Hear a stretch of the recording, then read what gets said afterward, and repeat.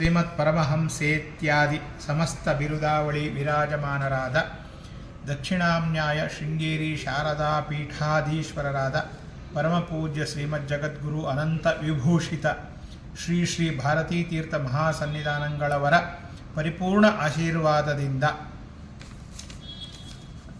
ಸನ್ನಿಧಾನಗಳವರದಿದು ಶ್ರೀಮತ್ ಪರಮಹಂಸೇತ್ಯಾದಿ ಸಮಸ್ತ ಬಿರುದಾವಳಿ ವಿರಾಜಮಾನರಾದ ದಕ್ಷಿಣಾಮ್ನಾಯ ಶೃಂಗೇರಿ ಶಾರದಾ ಪೀಠಾಧೀಶ್ವರರಾದ ಪರಮಪೂಜ್ಯ ಶ್ರೀಮದ್ ಜಗದ್ಗುರು ಅನಂತ ವಿಭೂಷಿತ ಶ್ರೀ ಶ್ರೀ ವಿಧುಶೇಖರ ಭಾರತಿ ಸನ್ನಿಧಾನಗಳವರ ಪರಮಾನುಗ್ರಹ ಆಶೀರ್ವಾದಗಳಿಂದ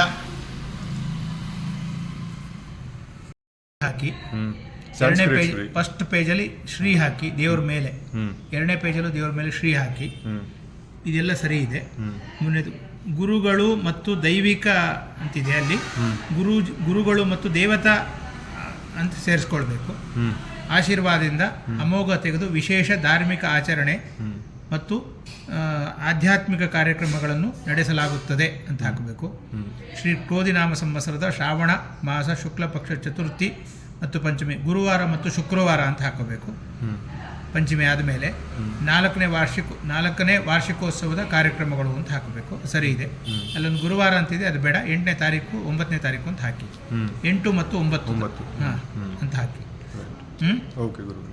8ನೇ ತಾರೀಕು ಮತ್ತು 9ನೇ ತಾರೀಕು 9 ಅಂತ ಹಾಕ್ಬಿಡಿ. ಸರಿ, ಆಯಿತು. ಆಮೇಲೆ ಇದೆಲ್ಲ ಸರಿ ಇದೆ. ದೀಪ ಆಗಿದೆ, ದೀಪ ಆಗಿದೆ. ದೀಪ ಅಷ್ಟೇ ಮಾಡಬೇಕು. ಮೇಲೆ ದೀಪ ಪ್ರಜ್ವಲನೆ, ದೀಪ ಅಂತಾಗಿದೆ, ಅದು ಹಾಕಬಾರ್ದು. ದೀಪ ಪ್ರಜ್ವಲನೆ ಅಂತ ಹೇಳಬೇಕು. ಮತ್ತು ಸರಿ ಇದೆ. ಗಂಗಾ ಪೂಜೆ, ಸ್ವಸ್ತಿ ಪುಣ್ಯವಾಚನ, ಪಂಚಗವ್ಯ ಮೇಳನ. ನಂದಿ ಅಂತಾಗಿದೆ, ನಾಂದಿ ದೇವತಾ ಆರಾಧನೆ ಅಂತ ಹಾಕಬೇಕು.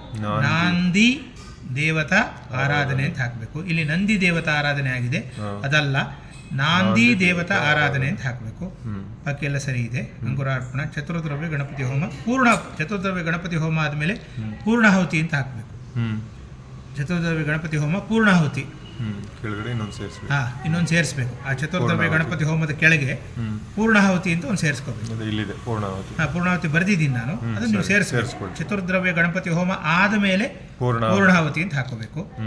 ಆಮೇಲೆ ಇಲ್ಲಿ ಪೂರ್ಣಾಹುತಿ ಮೇಲೆ ಬರ್ದಿದೆ, ಅದು ಬೇಡ.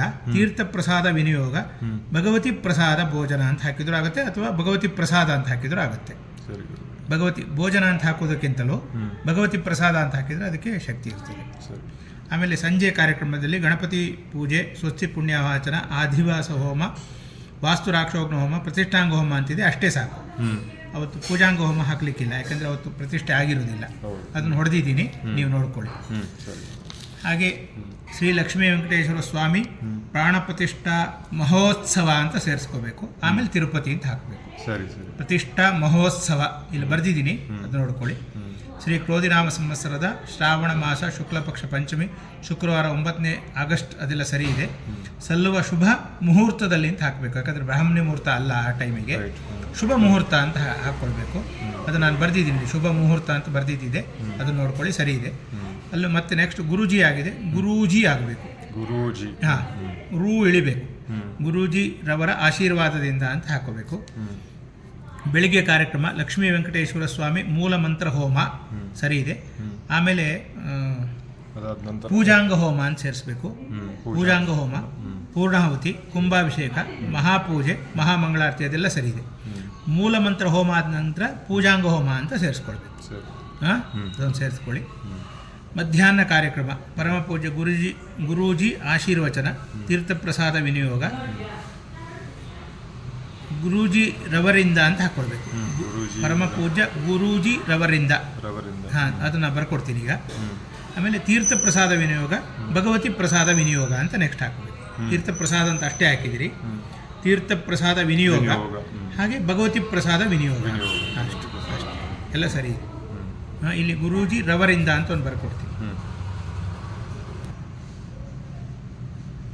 ತಿರುಪತಿ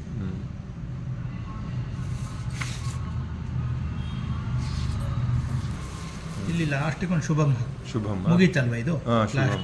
ಶುಭಂ ಇಷ್ಟು. ಹೌದಾ? ಸರಿ.